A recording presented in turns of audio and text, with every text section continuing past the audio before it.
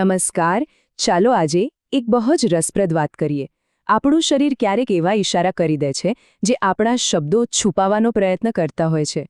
તો આજે આપણે એ જ વિજ્ઞાનને સમજવાની કોશિશ કરીશું કે જ્યારે કોઈ જૂઠું બોલે છે ત્યારે એનું શરીર કેવી રીતે એનું રહસ્ય ખોલી દે છે. તો સીધા સવાલ પર જ આવીએ, બરાબર ને? ક્યારેય વિચાર્યું છે કે જૂઠું બોલતી વખતે શરીરમાં કંઈક થાય છે? ખાસ કરીને શરીરનો એક ભાગ છે જે ગરમ થઈ જાય છે. કયો છે એ ભાગ? વેલ, આ જ સવાલ આપણા આજના વિશ્લેષણના કેન્દ્રમાં છે. તો આનો જવાબ ક્યાંથી મળશે? વેલ, એની શરૂઆત થાય છે આપણા મગજથી. કારણ કે જૂઠું બોલવાની આખી જે પ્રક્રિયા છે ને, એ ત્યાંથી જ એક ચેઇન રિએક્શનને જન્મ આપે છે જે આખા શરીરમાં ફેલાઈ જાય છે. જુઓ, જૂઠું બોલવું એ મગજ માટે કંઈ રમત વાત નથી. એને બમણું કામ કરવું પડે છે. એક તો સાચું શું છે એને દબાવવાનું, અને બીજું એક આખી નવી ખોટી વાત ઘડવાની. આટલી મહેનત પડે એટલે મગજ પર તણાવ તો આવવાનો જ. તો આખી પ્રોસેસ છે કેવી રીતે? સિમ્પલ છે. મગજ વધારે કામ કરે છે એટલે સ્ટ્રેસ વધે છે. અને જ્યારે સ્ટ્રેસ વધે ને ત્યારે બોડીમાં બ્લડ ફ્લો એટલે કે લોહીનો પ્રવાહ પણ વધી જાય છે. અને જ્યાં લોહીનો પ્રવાહ વધે ત્યાં ગરમી પેદા થાય જ. આ એકદમ સીધી સાદી શારીરિક પ્રતિક્રિયા છે. અને બસ અહીં જ આપણને આપણા પહેલા સવાલનો જવાબ મળી જાય છે. આ જે લોહીનો પ્રવાહ વધે છે ને, એ ખાસ કરીને આપણા ચહેરા પર અને એમાં પણ નાક પાસે વધારે ભેગો થાય છે. અને આને જ કહેવાય છે પિનોકિયો ઇફેક્ટ. નાકમાં લોહીનો ભરાવો થાય એટલે ગરમ લાગે અને ક્યારેક તો થોડી ખંજવાળ પણ આવે. ઓકે, તો એ તો ખબર પડી ગઈ કે નાક ગરમ થાય છે. પણ શું બસ આટલું જ? ના, જરાય નહીં. આ તો ખાલી શરૂઆત છે.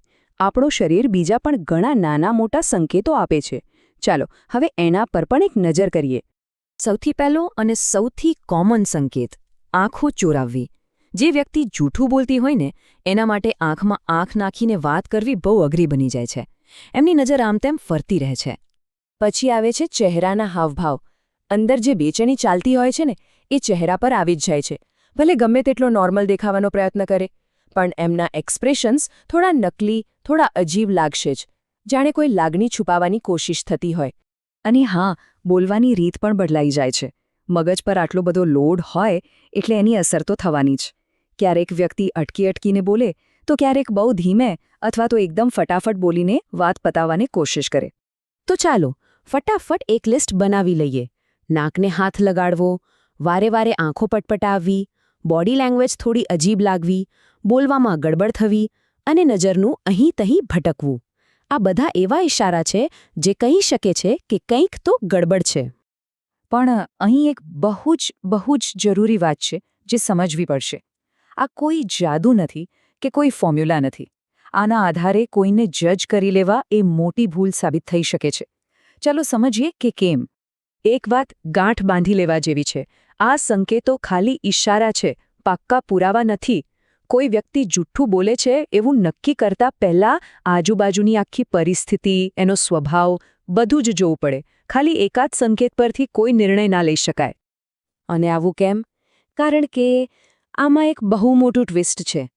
જૂઠું બોલતી વખતે જે સંકેતો દેખાય છે ને, એ જ સેમ ટુ સેમ સંકેતો કોઈ વ્યક્તિ ખાલી ટેન્શનમાં કે ગભરાયેલી હોય ત્યારે પણ દેખાય છે. કોઈ શરમાળ વ્યક્તિ પણ આંખ નથી મિલાવી શકતી. કોઈ ચિંતામાં હોય એ પણ ચહેરા પર હાથ ફેરવે છે. તો પછી ફરક કેવી રીતે કરવો? અને બસ આ જ વાત પર આખી ગેમ ટકેલી છે. સંદર્ભ, કોન્ટેક્સ્ટ. એ વ્યક્તિ કઈ હાલતમાં છે, એના પર કેવું દબાણ છે, એનો મૂળ સ્વભાવ કેવો છે, આ બધું જાણ્યા વગર આ સંકેતોનો કોઈ મતલબ નથી. તો આ બધી વાત પછી છેલ્લે એક મોટો સવાલ ઊભો રહે છે. જો આ બધા સંકેતો ભરોસાપાત્ર ન હોય, જો જૂઠું બોલવાના અને ટેન્શનના સંકેતો એક સરખા જ હોય, તો શું આપણે ક્યારે જાણી શકીશું કે કોણ સાચું બોલે છે અને કોણ ખોટું? આ સવાલ માનવ સ્વભાવ કેટલો જટિલ છે એ બતાવે છે. વિચારવા જેવી વાત છે, ખરું ને?